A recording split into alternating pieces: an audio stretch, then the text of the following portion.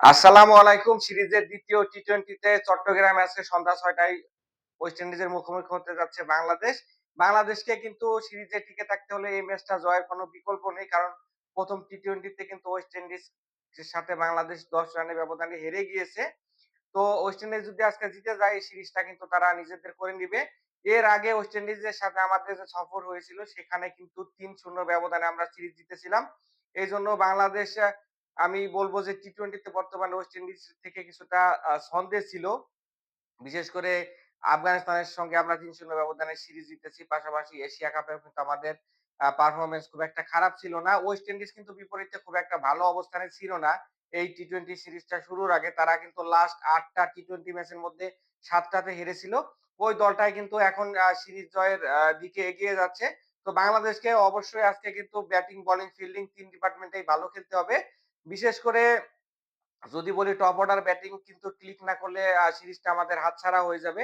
গত দিনেও কিন্তু ১৬৬ রানের টার্গেটে আমরা ব্যাট করতে নেমে ৪১ রানের ব্যবধানে ৪ উইকেট হারিয়ে ফেলি। ম্যাচটা কিন্তু এখানেই আমরা হেরে যাই। পরবর্তীতে বোলাররা আসলে চেষ্টা করেছিল। কিন্তু যখন top order, middle order collapse করবে তখন কিন্তু আর কামব্যাক করা সম্ভব হবে না।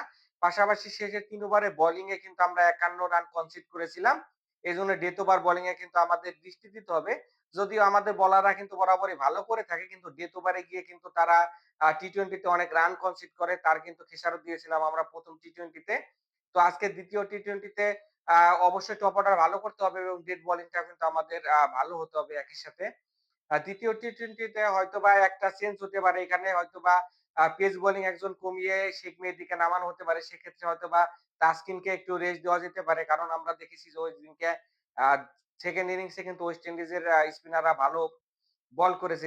বিশেষ করে আকিল হোসেন কিন্তু যথেষ্ট ভুগিয়েছে। পাশাপাশি আ পেয়েরিও কিন্তু ভালো বল করেন। এজন্য বাংলাদেশ হয়তোবা একটা এক্সট্রা স্পিনার আজকে যোগ করলেও করতে পারে। সেক্ষেত্রে আমার কাছে মনে হয় যে খুব একটা খারাপ হবে না। পাশাপাশি রিশাদ হোসেন কিন্তু ঐদিনকে একটা উইকেট পেলেও বেশ খরচে ছিলেন ৪০ এর উপরে রান দেন। তো রিশাদের পাশাপাশি কিন্তু অন্য বোলারদেরও এই গুরুত্বপূর্ণ ম্যাচে জ্বলে ওঠার কোনো বিকল্প নেই। মুস্তাফিজুর রহমান কিন্তু ঐদিনকে ভালো বল করে যদিও শেষ ওভারে কিন্তু তিনি ১৪ রান দেন। তানজিম সাকিব ১ম দিকে ভালো বল করলেও শেষ ওভারে কিন্তু ২২ রান দেন। সাকিব কিন্তু দেখা গেছে ডেথ ওভারে গিয়ে কিন্তু মার খান। তো তার ডেথ ওভারে বল না রেখে যদি আগেই এখানে লিটন দাস তার স্পেলটা শেষ করে দেন সেক্ষেত্রে আমার কাছে মনে হয় যে খুব একটা খারাপ হবে না।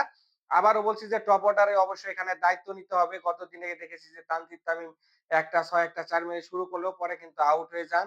সাইফ হাসানও কিন্তু তার ইনিংসটাকে বড় করতে পারেনি। তো এই টপ অর্ডার থেকে কিন্তু ভালো একটা পার্টনারশিপ আমাদের আজকে লাগবেই। হ্যাঁ, পাশাপাশি যদি বলি এখানে হচ্ছে লিটন কুমার দাস অনেকদিন পর এসেও কিন্তু তিনি আ ভালো করতে পারেনি। তো তার উপরও কিন্তু অনেকটা দায়িত্ব আজকে থাকবে। তাহিদ হৃদয় কিন্তু ঐদিনকে আপনারা দেখেছেন যে কেয়ারলেস ভাবে আউট হয়ে গেছে। তো মিডল অর্ডারে কিন্তু অন্যতম ভরসা তাওহিদ হৃদয়। তো তাহিদ হৃদয়ের ভালো করতেই হবে। একই সাথে আমি যদি বলি এখানে ফিনিশিং এ কিন্তু আমাদের দুর্বলতা রয়েছে। মিডল অর্ডারে তাওহিদ হৃদয়ের পরে কিন্তু আর সবই স্লোগার। তো এইখানে আরেকটা এক্সট্রা ব্যাটসম্যান যদি যোগ করা যেত সেটা এখন আর সম্ভব না। এখানে শামীম হোসেন পাটোয়ারি কিন্তু ওইদিনকে বিগ শট খেলতে গিয়ে আউট হয়ে গেছেন। এরপরে কিন্তু লিটন দাস সমালোচনা করেছেন আ তাকে নিয়ে। নুরুল হাসানও কিন্তু ওইদিনকে ভালো খেলতে পারেনি। এখানে ১০ বলে মাত্র ৫ রান করেছিলেন।